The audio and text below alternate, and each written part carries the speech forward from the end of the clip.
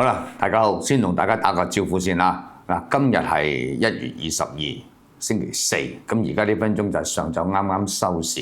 咁呢個係一個特別嘅節目，因為今早早市咧，我哋做個直播嘅時間咧，係出咗啲技術上嘅問題。嗱，後尾跟翻之後咧，係我哋內部嘅線啊，各樣嘢冇問題，係街線嘅問題。咁變咗就唔可能咧，係好快就會處理得到，實真係要俾啲時間。咁啊，所以咧就因為喺個節目一路做緊嘅時間咧，突然之間係中斷，係令到好多fans 係失望啊！咁喺度我講聲對唔住先。咁為咗彌補呢方面嘅嗰個錯誤咧，我就喺度做翻一個特別節目咁希望就能夠補貼翻今早突然之間係停播嗰個情況啦。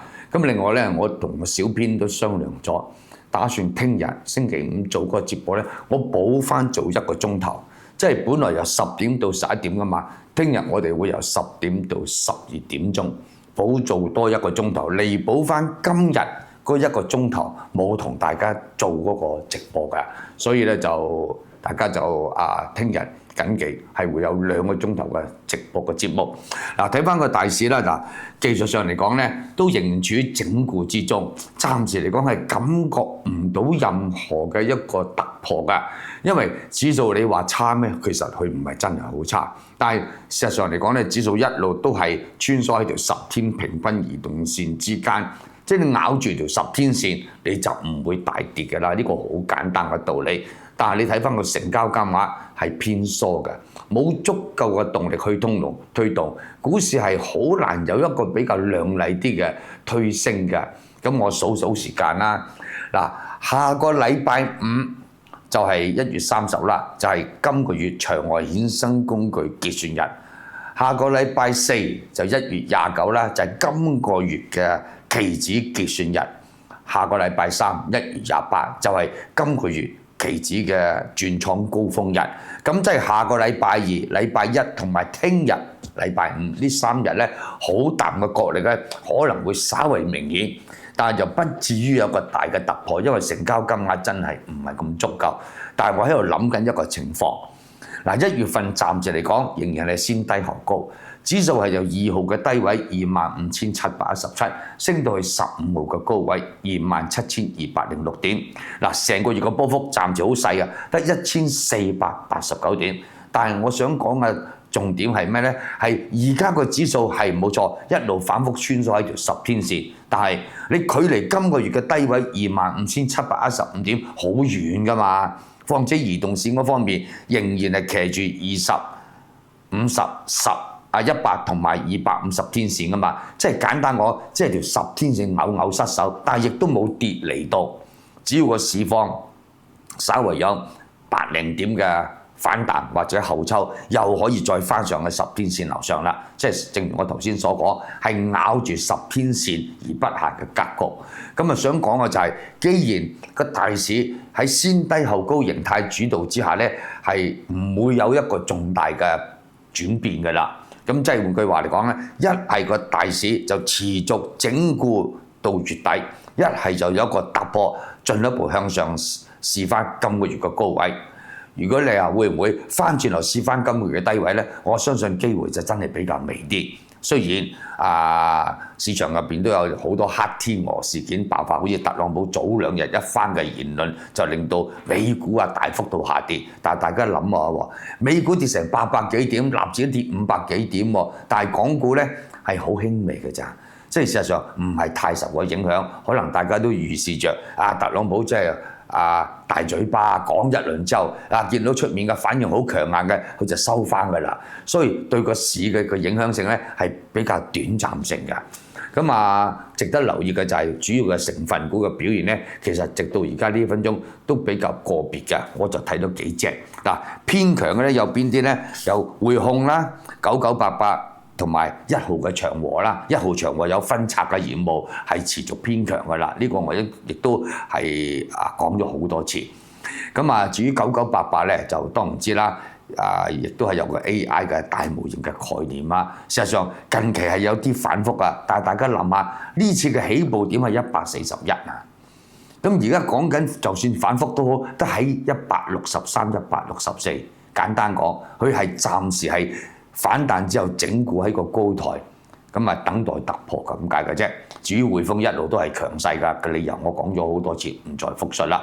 咁唯獨是咧，其他嘅主要成分股咧就有啲反覆大元啦。嗱，好似騰訊咁樣，仍然整固喺600蚊左近啦嚇，有少少技術上嘅反覆啊。咁啊，平保亦都試翻落去67蚊左近啦。小米更加唔使講啦，再度走喺35蚊以下。簡單講，主要成分股嘅表現咧係個別㗎，而個大市咧暫時嚟講係處於一個整固等變嘅格局，變上定變落咧，我哋好快會知。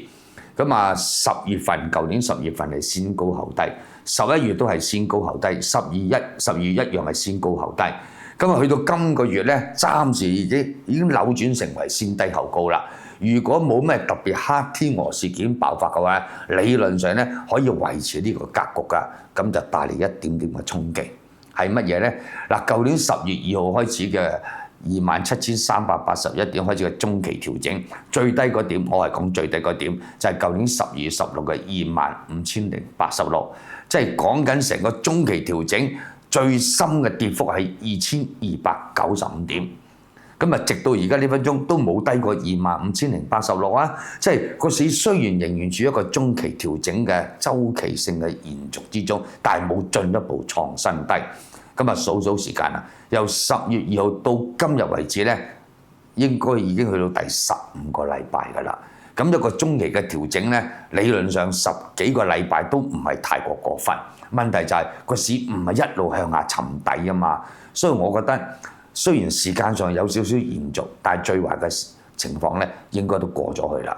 如果一旦個指數能夠上破舊年10月2號嘅高位，我唔理你邊一日破，1月底破啊定2月份破，總之一旦突破27,381，代表咩咧？代表第一，中期調整已經係告一段落；第二，由舊年12月16嘅低位25,086點開始嘅回升，第一個階段係反彈。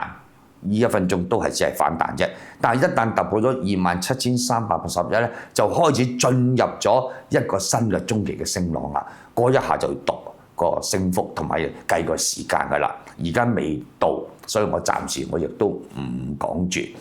咁啊，近期嚟講咧，就股份咧表現係好個別㗎。有啲一路都唔係點升，一路整固咧，突然之間有啲消息啊，有啲分拆，好似751創維就升咗上去啦，裂口高開添，386亦都突破咗5蚊喎，即係話揸住一啲優質嘅股份或者基本因素唔係太差股份咧，大家真係要俾啲耐性。講到尾，而家個股市都係處於一期牛市嘅延續之中，只不過等緊一個息路啫嘛。2024年指數係由1月22嘅14,794點開始進入咗牛市嘅一期，咁啊2024年最高去到23,241，係升咗8,447點。到舊年係由18,671升到上27,381，係升咗8,710點。今年嘅低位暫時嚟講係25,717點，有冇更加低嘅指數？我唔敢妄下判斷。假設係喺呢個低位度上去，唔使話8,000啦，5,000點嘅波幅，指數已經可以問鼎3萬點㗎啦。咁啊，即係話咧，一旦突破咗27,381咧，代表咩啊？代表由2024年1月22號開始嘅牛市嘅一期，仍然係延續緊㗎。所以喺個牛市嘅形態當中咧，股份咧好多時咧都係俾啲時間去慢慢都會推上去。不過當然知啦，基本面比較弱嘅股份或者基本因素比較弱嘅股份咧，可能咧。當個大市一路上升嘅時間咧，佢就一路翻滾下行，呢個真係冇辦法。我哋都仲要睇翻啲基本因素，再睇埋技術上嘅走勢，先至可以判斷到成個大市嘅方向。至於揸貨嗰邊咧，我始終都仲係比較保守，最好就買一啲咧現金流穩定、業務穩定，唔係太受經濟周期盛衰所影響。咁業務亦都唔係太受特朗普嘅政策所影響嘅，而且派息亦都比較好嘅，揸得安心，揸得舒服。直至到咧後期有個別嘅股份有動力啊，開始有投機性嘅買盤去追嘅，我哋唔係作少少嘅跟勢咯，搭順風車部署咯，係咪？即係兩手準備，風險管理幾時都要做足啦。好啦，咁呢一節嘅特別節目我就講到呢度為止，我再講多次，聽日1月23號10點鐘嗰次早市嘅節目，我哋會加多1個鐘頭。去到12點鐘，彌補翻今日因為故障未能夠完成成個節目咁希望大家多啲包容，更加要多啲支持我，多謝大家。